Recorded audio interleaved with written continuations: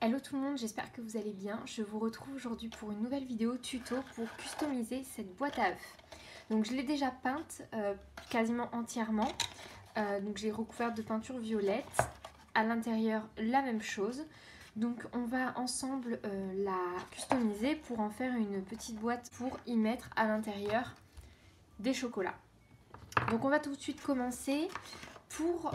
Donc d'abord j'ai peint ma boîte et je l'ai laissée bien sécher, donc là elle est bien sèche. Je vais la fermer complètement et j'ai pris une bande de papier qui mesure 10 cm de large et en longueur elle mesure 27 cm, donc il s'agit d'une feuille A4. Donc là moi c'est un papier de chez Toga que j'ai pris et je vais venir me munir de colle que je vais venir appliquer. Et je vais venir coller en fait mon papier à partir de cette partie-là, donc la partie juste avant la fermeture. Et je vais venir enrouler en fait le papier autour de ma boîte de cette manière-là.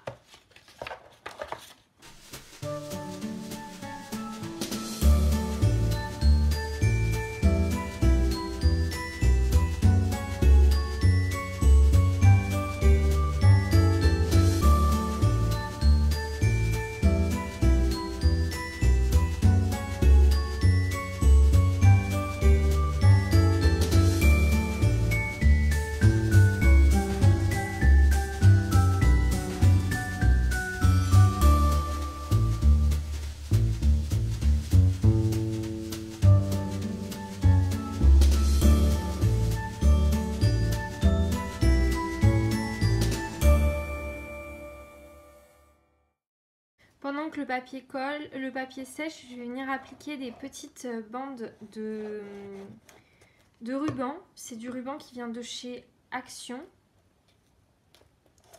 que j'ai coupé donc à la bonne taille et que je viens coller comme ceci. Je fais toujours bien attention à ce que tout adhère bien. Donc moi j'appuie régulièrement sur le papier pour que ça colle bien.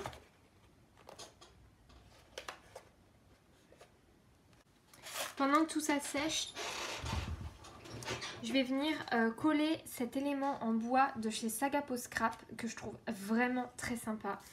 Et un cœur en origami que j'ai réalisé via le tuto de Luna Création.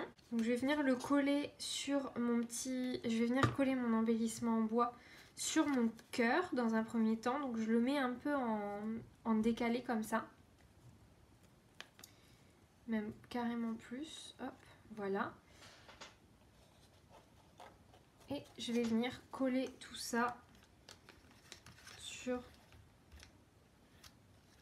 ma boîte. Hop.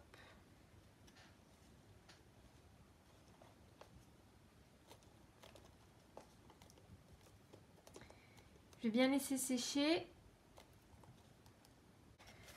Voilà ce que ça donne. Je suis désolée, je me suis pas particulièrement mis au centre pour le faire, mais donc, voilà le résultat. Maintenant, je vais venir délicatement ouvrir ma boîte. Je vais venir coller à l'intérieur de mon couvercle ce papier-là. Donc ça, il vient d'un magazine de scrap.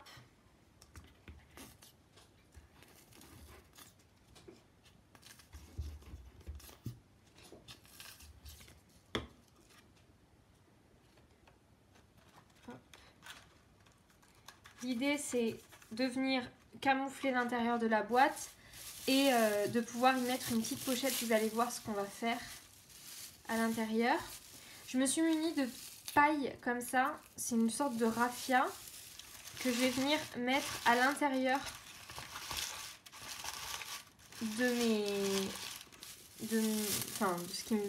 là où je vais mettre les petits œufs en chocolat. Hop. Donc je fais des petites boules que je viens mettre. Si ça dépasse un petit peu, c'est pas dramatique. Donc c'est un projet qui peut être super sympa à faire même avec vos enfants. Voilà ce que ça donne. Et je vais venir, donc ce que vous pouvez aussi faire, c'est saupoudrer un peu de paillettes sur le dessus pour, et bien tout simplement décorer un peu mieux la boîte. Moi je vais le laisser comme ça, j'aime bien. Et voilà, donc voilà ce que ça donne pour la boîte customisée. Si je la rouvre, on est comme ça. Je trouve que c'est vraiment super mignon. Et à l'intérieur de là, vous pouvez y glisser un petit message. Moi, je vais décorer l'intérieur. Pour décorer l'intérieur, je vais utiliser des éléments de la box Scrap Didi du mois de... Eh bien, de ce mois-ci, hein, tout simplement. Donc, je vais utiliser les étiquettes sur la planche des mots que vous avez sur Scrap Didi. Ce mois-ci, il y a un message où il y a écrit « C'est l'heure de la chasse aux œufs ». Donc, je suis venue découper mon étiquette, mon sentiment. Je vais les coller avec un effet un peu de 3D, avec de la mousse 3D. Voilà, donc le sentiment est à l'intérieur. Et en fait, je trouve que les petits éléments en bois de chez Artemio sont vraiment beaucoup plus sympas. Donc en plus du petit lapin comme ça, j'avais aussi des petits œufs. Et donc je vais utiliser un œuf qui va bien avec le fond, qui ressort bien. Je trouve que celui-ci ou celui-ci ressort plutôt pas mal.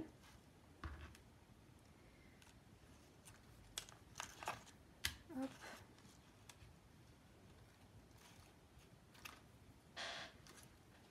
Donc voilà, on est plutôt pas mal. Donc j'ai pris une boîte dans laquelle j'ai mis des sequins comme ça que je trouve... Je vais voir si ça colle au niveau de des couleurs.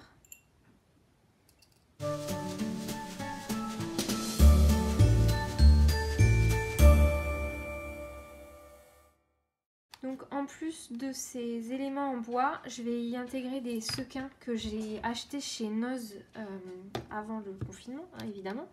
Et je vais venir les coller, donc je fais des petits points de colle un peu partout sur mon papier.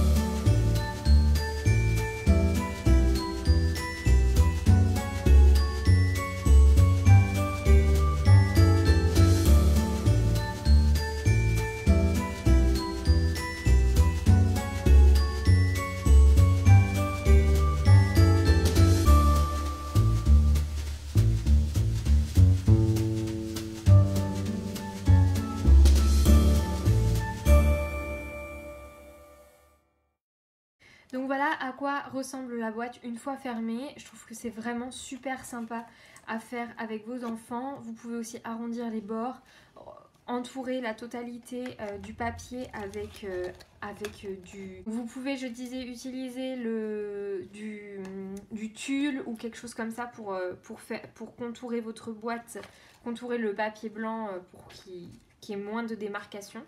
Donc voilà, j'espère en tout cas que cette vidéo vous aura plu, vous aura donné une petite idée de création à faire pour Pâques. Je vous souhaite une très belle fin de journée, scrapez bien et à très bientôt.